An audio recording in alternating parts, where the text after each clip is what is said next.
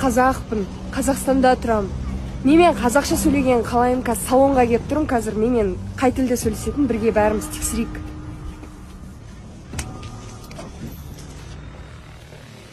Здравствуйте, вы по записи? Пожалуйста, я. Подскажите ваше имя, пожалуйста. Аделя. Аделя, вижу вашу запись. Можете проходить в зону ожидания. Чай, кофе желаете? Сіз неге қазақша сөйлеспейсіз? Сізге адам етіп қазақша сөйлеп жатса, оған қазақша жауап беру керек. Сіз қай жақта тұрып жатқаныңызды ұмытып қалдыңыз ба? Неге қазақша сөйлемейсіз? Я извиняюсь. Ой, кефиром сuraim, кофе не несем, чай классика?